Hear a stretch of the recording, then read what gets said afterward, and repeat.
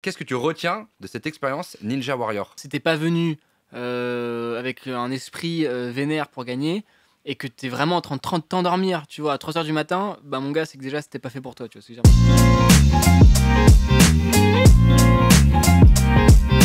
Alexis, bienvenue dans la base. Merci beaucoup, bah ça fait super plaisir d'être ici, super endroit. Il y a quelqu'un qui a dit c'est le Spider-Man. C'est ça. Exactement, ouais. Alors, C'est le Spider-Man français. Alors, Spider-Man français, c'est Alain Robert. Ouais. Mais on va dire qu'on fait partie de sa descendance, d'une certaine manière. On est quelques grimpeurs urbains, on est 3-4 et on peut dire qu'on fait partie de sa descendance. C'est marrant, ça veut dire que tu veux pas enlever le titre à Alain Robert. Ah oui, oui. Oui, bah, en fait, on le respecte énormément. Et c'est lui, pour lui, en fait, le Spider-Man français, c'est lui qui nous a inspirés depuis toujours. T'as 22 ans, t'es né le 26 février 2000, tout simplement. Est-ce que l'escalade a commencé très tôt chez toi? Ah ouais, alors ça, l'escalade, ça a commencé, mais en fait, je crois que dès que je savais marcher, j'ai commencé à essayer de grimper en fait. C'était vraiment extrêmement instinctif. Mes parents m'emmenaient en randonnée, je grimpais sur des petits rochers, quoi, mais je savais à peine marcher. Ouais. Idem pour dans la rue en fait. Dans la rue c'est pareil, j'essayais de grimper aux premiers étages, tu vois, sur des barreaux, des trucs comme ça. Donc voilà, mon père m'a inscrit très très jeune à l'escalade parce que 4-5 ans non, 8 ans quand même. 8 ouais. ans, ok. C'est l'âge minimal quoi. Et en fait, directement, j'ai été pris par le truc en fait. J'ai toujours cherché à grimper depuis tout petit quoi. Mais à ce moment-là, c'est de l'escalade qui est sécurisée. On a un harnais, on a un oui. baudrier, on est attaché. Ah oui, et puis encore aujourd'hui, 14 ans plus tard, c'est toujours de l'escalade sécurisée que je fais parce que 99% du temps où je m'entraîne, je suis sécurisé. Je suis dans un environnement où je ne me mets pas en danger. Et c'est ces 1% du temps où je ne suis pas sécurisé qui font toute la différence. Et c'est pour ces moments-là que je m'entraîne justement très dur pour grimper des gratte-ciel comme Montparnasse, la Tour Totale, tout ça. Ouais, t'es très connu sur les réseaux parce que depuis quelques temps, depuis un peu plus d'un an, tu montes des gratte-ciel, tu grimpes des gratte-ciel. Alors, on parlait d'Alain Robert tout à l'heure, puisque c'est le Français connu pour grimper les gratte-ciel, qui l'a fait d'ailleurs pour des causes politiques. Alors, toi, tu le fais pas forcément pour des causes politiques, tu le fais pour des causes, j'allais dire artistiques quelque part, sportives, C'est ça, un peu artistiques aussi. Alors, c'est vrai que dans tous les cas, on va dire que la chose qui est à la base de la base, c'est l'escalade. Donc on grimpe, voilà, parce qu'on aime grimper. Et c'était pareil pour Alain Robert, c'était vraiment un grimpeur hors norme déjà, avant même qu'il se lance dans l'escalade urbaine. Il faut savoir que c'est lui qui a fait les solos, voire même dans les solos les plus durs du monde, les free solos. Alors free solo, ça veut dire grimper sans corde. Donc, Ouais. voilà, on s'entraîne. Et c'est des moments où on souffre, où on a du mal. Et en fait, le jour J, on enlève la corde quand on le sent. Et à ce moment-là, ça devient une chorégraphie. C'est-à-dire que c'est plus du tout de l'énervement, de l'acharnement. Au contraire, c'est la chorégraphie, ça déroule. Et c'est vrai qu'à la base, c'est l'escalade. Et c'est vrai qu'Alain Robert, justement, était aussi connu pour grimper régulièrement pour des causes. En gros, il grimpe vraiment juste pour faire passer des messages, de manière générale. Et c'est vrai que c'est ce qu'on a voulu faire avec Léo Urban, justement, qui est mon camarade avec lequel je grimpe maintenant quasiment tous mes gratte-ciel. C'est ce qu'on a voulu faire quand on a grimpé Montparnasse il y a quelques mois, justement, en étant habillé aux couleurs de l'Ukraine pour envoyer un symbole. Oui, vous étiez habillé un en bleu, un en jaune, Voilà. donc les deux couleurs du drapeau de l'Ukraine. Et c'était le 7 mars dernier, quasiment un an après avoir gravi pour la première fois la tour Montparnasse. C'était le 22 mars 2021.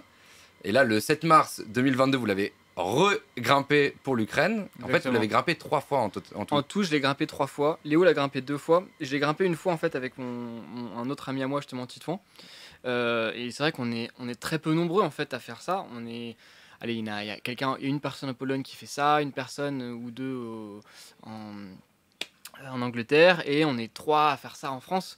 Donc déjà, on est 5 dans le monde. Bon, ça fait 6, mais on est 5 dans le monde, on va dire, à faire ça. Donc c'est vrai qu'on se connaît un peu tous, et ça nous arrive souvent de grimper ensemble. Parce que généralement, vu qu'on fait la même chose, on a à peu près la même mentalité. Donc, Ça vous rapproche. exactement, c'est quelque chose qui rapproche. Risquer sa vie avec quelqu'un à ses côtés, ça rapproche, ça c'est sûr. Quand on gravit la tour Montparnasse pour la deuxième ou troisième fois, on se prépare de la même manière que la première, ou est-ce qu'on se dit j'ai des acquis, et donc il y a un risque d'erreur plus fort puisqu'on part sur des bases? Alors, j'aimerais beaucoup te dire non, il n'y a pas d'acquis, je reste concentré comme la première fois. Bon, c'est pas vrai. La deuxième fois que j'ai grimpé Montparnasse, je me suis entraîné l'avant-veille, juste 5 minutes pour voir si j'avais toujours les mouvements. Et c'était parti, en fait. Mais faut savoir que c'est pas pour autant que j'ai fait. C'est la fois où, au contraire, je me suis senti le mieux sur la grimpe. Parce que justement, j'avais grimpé avant la Tour Totale, genre 2 semaines avant. J'avais grimpé la Tour Montparnasse 6 mois avant. Et la Tour Montparnasse, j'avais bien travaillé. Donc maintenant, je considère qu'elle est acquise. Après, là, si je devais la regrimper, effectivement, faut quand même être dedans. Faut faut avoir un certain niveau physique d'escalade, un minimum acquis, quoi. Donc, Tu veux dire que moi, je peux pas aller en bas de la tour demain et l'escalader? je connais pas ton niveau en escalade, mais ça J'ai demande... jamais rien fait. Ah oui, non, voilà. Bah, je suis quand même entraîné des années et des années en escalade en salle avant de pouvoir faire ce genre de choses. Alors, ton palmarès, rapidement, t'as fait la tour BNF, la Bibliothèque Nationale qui est à François Mitterrand, qui fait à peu près 80 mètres. T'as fait la tour GDF Suez, la tour NJ à 185 mètres. Ça, c'est à la Défense. T'as fait la tour Montparnasse, 210 mètres. T'as fait la tour Total, 187 mètres. T'as fait la tour Ariane à la Défense, 152 mètres. T'as fait la tour Akbar à Barcelone, 144 mètres. T'as fait une grue de plus de 220 mètres, 250 mètres. Ouais, alors la grue, alors en l'occurrence la grue c'est pas un achèvement sportif Ouais, parce que c'est super facile à grimper. Je n'encourage personne à le faire bien sûr. c'est interdit. C'est interdit et surtout si tu C'est tombes dangereux. tu meurs. Oui. Tu tombes tu meurs comme un gratte-ciel. Mais la grue c'est beaucoup plus facile à grimper et surtout la grue peuvent monter jusqu'à 300 mètres mais en réalité elles sont posées sur des gratte-ciel qui sont déjà à 200 mètres. Donc la grue, elle fait en elle-même, elle fait maximum 50, 60, 70 mètres. Ce que je fais, c'est vraiment l'escalade de gratte-ciel comme Alain Robert le faisait à son époque. Ouais. Là où sur les grues, on peut faire plein de choses, notamment se suspendre à une main, mais ce sont pas des choses qui demandent des efforts physiques énormes. Bah, il faut remonter ensuite quand même. C'est ça, mais c'est surtout vraiment c'est une question de mental. Tu vois, c'est ne pas avoir peur du vide. Et par exemple, ce qu'on a fait avec Léo il y a pas longtemps, c'était descendre sur le treuil de la grue, donc le long de la tige, on Ouais. est descendu sur plusieurs mètres, et remonter ensuite avec que les mains, donc là avec vraiment rien dessous, même pas de voie d'escalade, juste une corde, donc au-dessus de 300 mètres, non, de 270 mètres, quelque chose comme ça. Là, pour le coup, c'est beaucoup plus physique, c'est quelque chose que je pense personne n'a fait jusque-là. C'est comme monter à la corde, en fait. C'est ça, comme monter à la corde, Mais à 300 mètres de haut. Voilà, entre 250 et 300 mètres de vide sous ses pieds. Et... Alors, la corde fait quoi? Là, elle faisait 10 mètres. Mais on a fait une descente de câble aussi qui faisait, là, pour le coup, une bonne cinquantaine de mètres. Donc, faut s'imaginer, en plus, c'était dans la brume. Là, j'ai tout raconté. Vas-y. C'était dans la brume. Donc, déjà, on était à presque 300 mètres de haut d'altitude, en hiver. Il y avait une brume comme je n'avais jamais vu auparavant. On ne voyait pas à 3 mètres. Je n'exagère pas, on ne voyait pas à 3 mètres. 3 mètres, tu ne voyais pas. Rien du tout. Une brume extrêmement épaisse. On s'était mis en haut de la grue. On était descendu par le câble qui se trouve en haut de la grue jusqu'au pied du building. Donc déjà tout ça, ça se trouve à 280 mètres. C'était 40-50 mètres de descente de câble dans la brume. Donc une fois que tu te lances, tu ne vois pas ce qu'il y a derrière toi. Donc tu ne vois pas où tu t'es lancé. Et tu ne vois pas le bout. Donc en fait, tu ne sais pas où tu en es.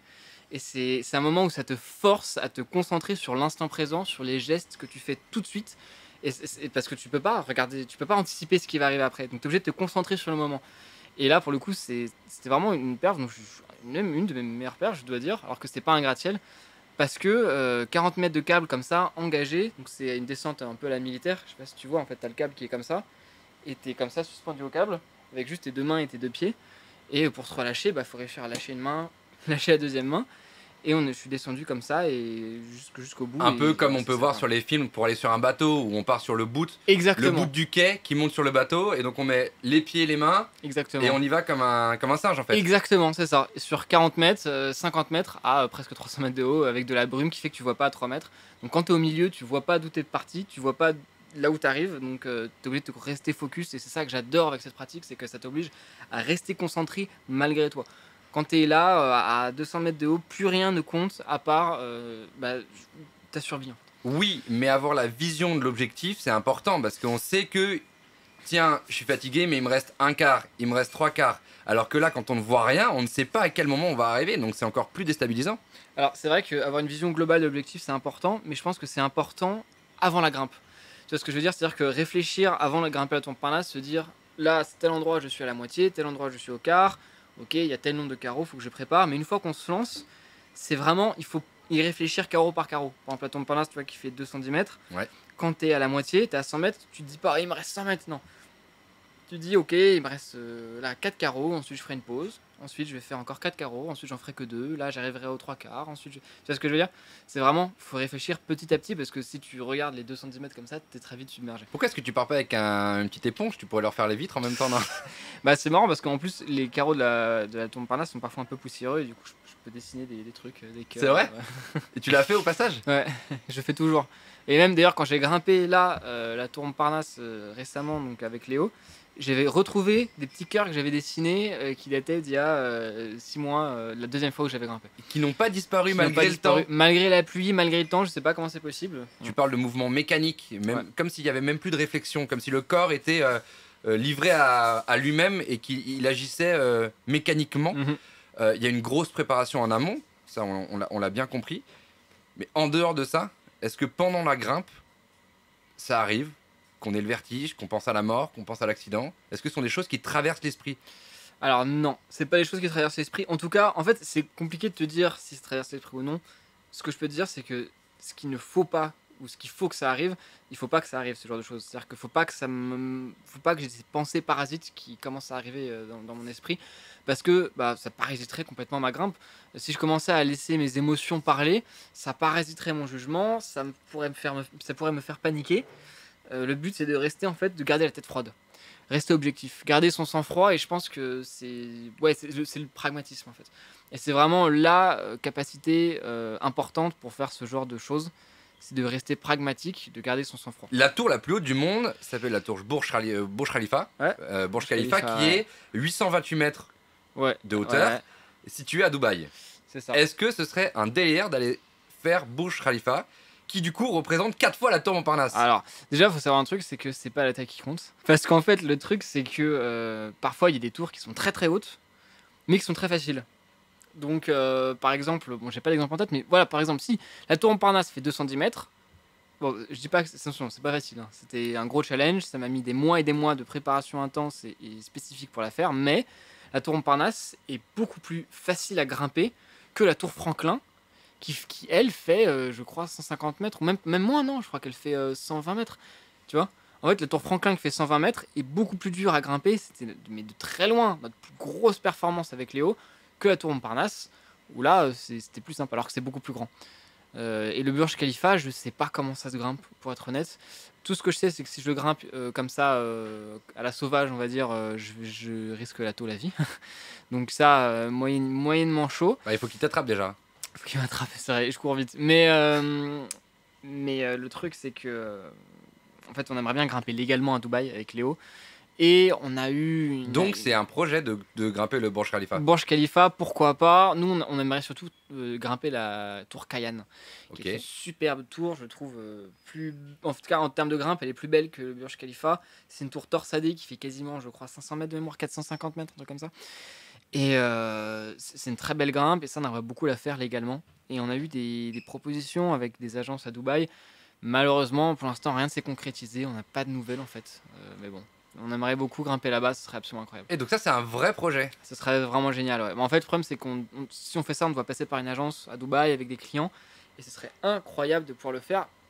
On était censé partir à Dubaï, je sais pas ce qui s'est passé. On n'a pas été rappelé. Les mecs, on est en attente. Voilà. Faut les On est en relancer. stand-by. Ouais, on relance, t'inquiète pas. Mais on est en stand-by.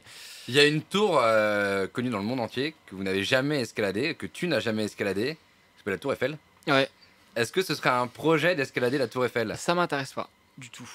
Parce que c'est trop facile. C'est très très facile comme grimpe. C'est vraiment une grimpe qui est très très facile. En plus de ça, on peut pas arriver en haut. Tu dis ça avec tellement de décontraction, c'est incroyable. C'est vrai, c'est super facile. La tour Eiffel, c'est pour le coup là, je mâche mes mots. A priori, c'est très très simple. C'est une échelle quoi. C'est un peu plus facile même qu'une échelle, je pense. Donc c'est vraiment.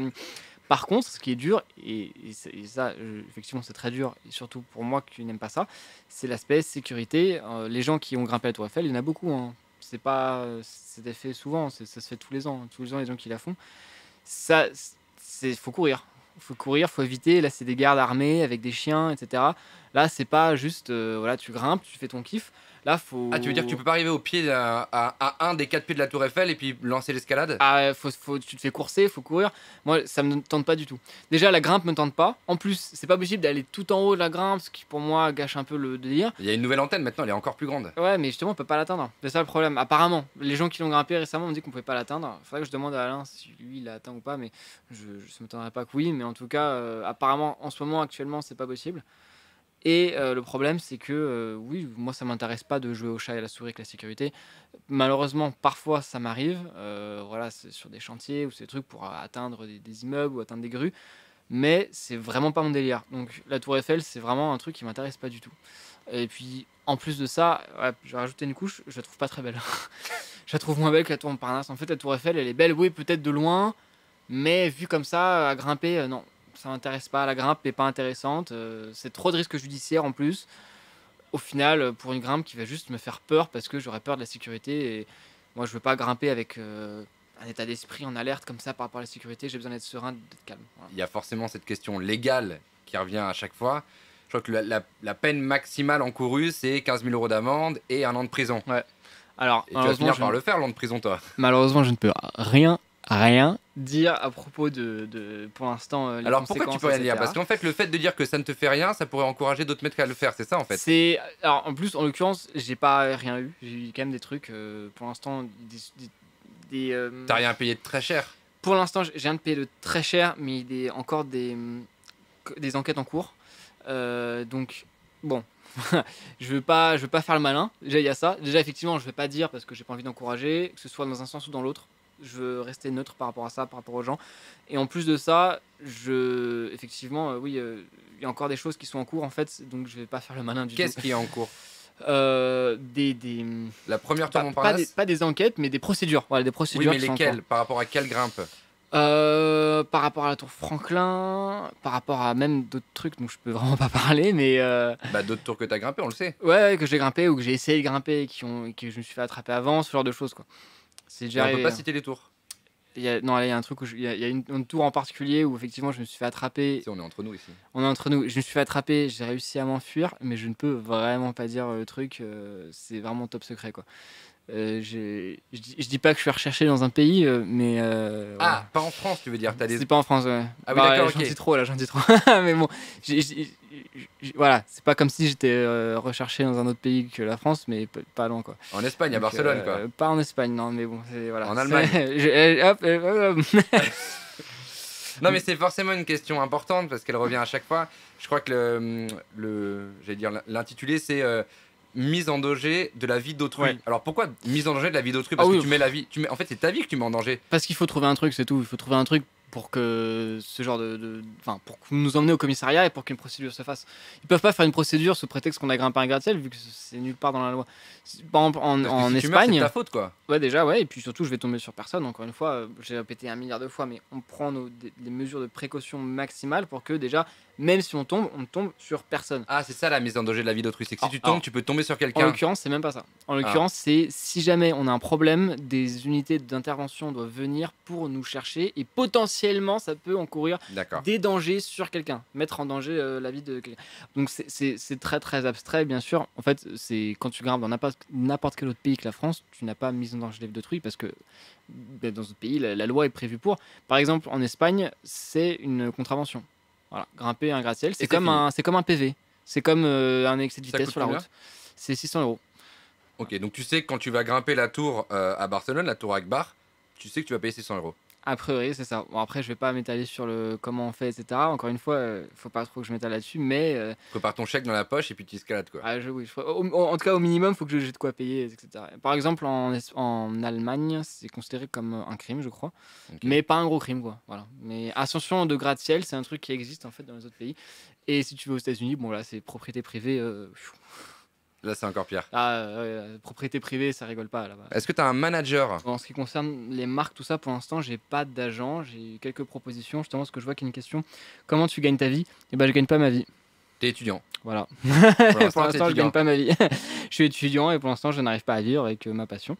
Mais je continue de me battre pour un jour trouver des sponsors, un jour en vivre. Je pense que si un jour j'arrive à en vivre, je pense que ce serait pas avec les sponsors directement. Je pense que ce serait en faisant lever les verrous des grimpes légales.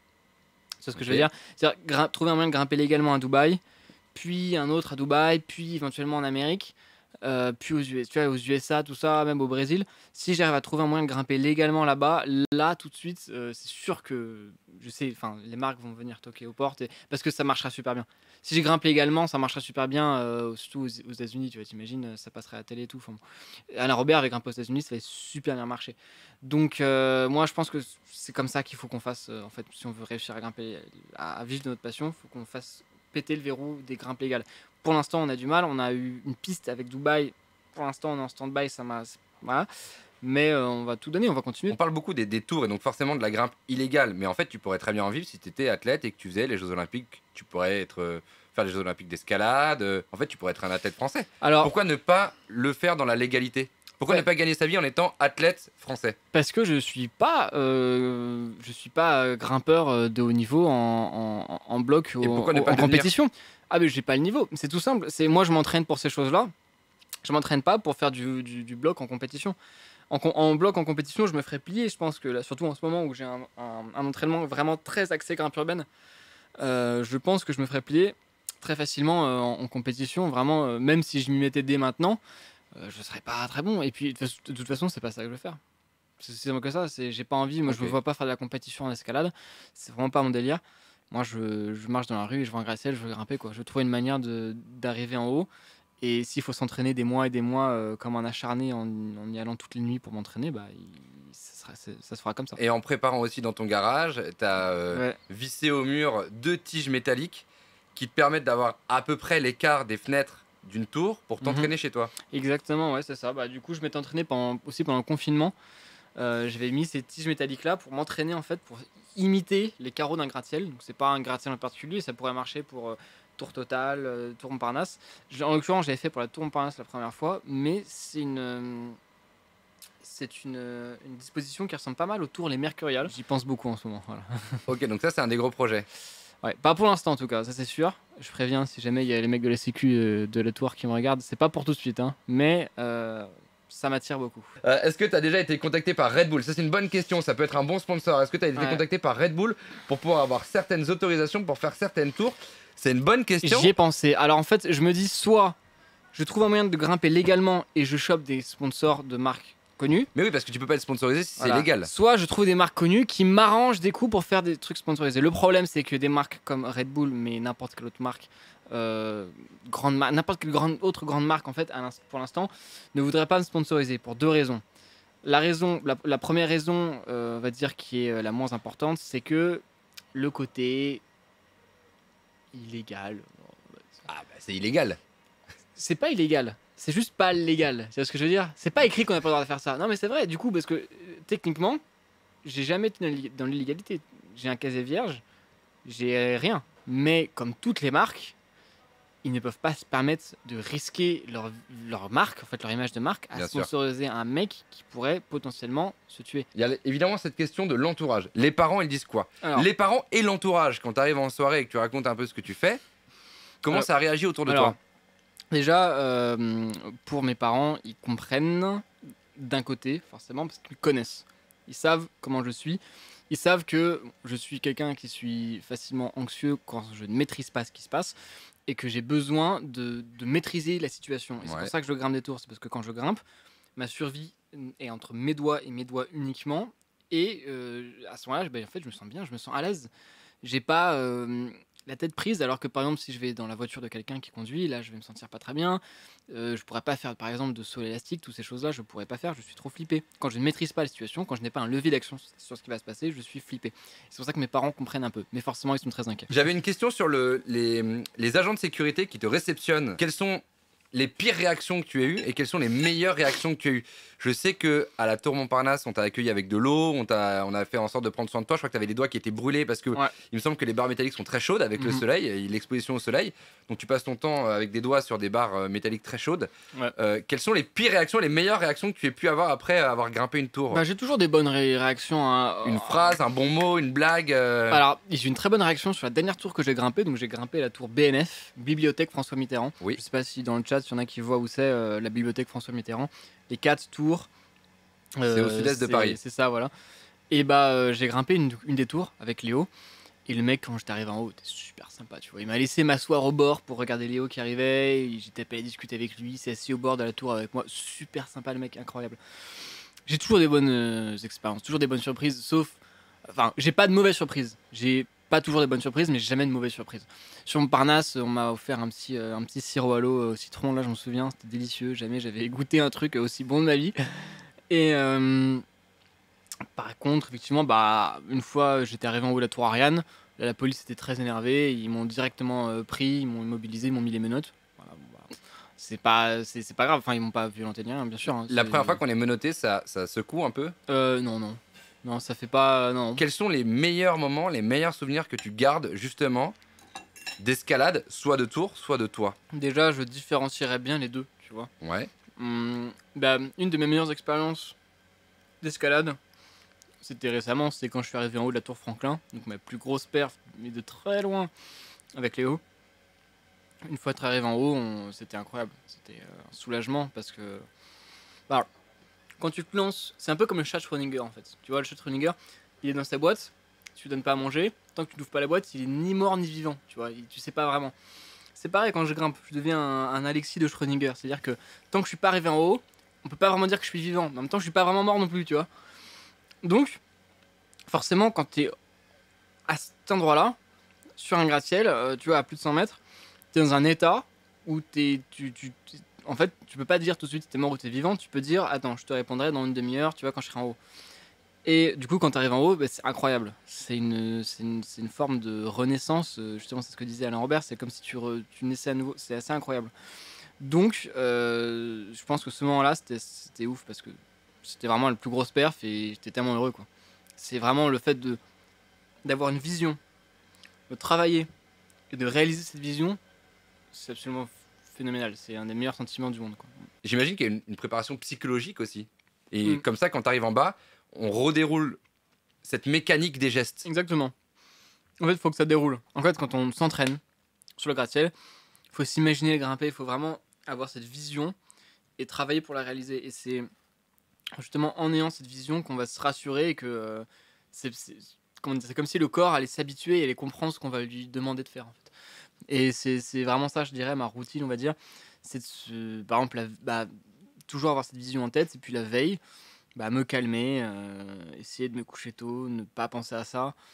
Ou alors y penser, mais dans ce cas-là, je dors pas très bien. Mais en fin de compte, si tu dors pas bien, c'est pas grave, parce que ce qui compte, c'est d'avoir bien dormi la semaine avant, quoi, ou les 2 semaines avant. Faut arriver au pied de la tour avec la tête froide et le cœur chaud. Voilà, c'est la phrase que m'avait dit Léo.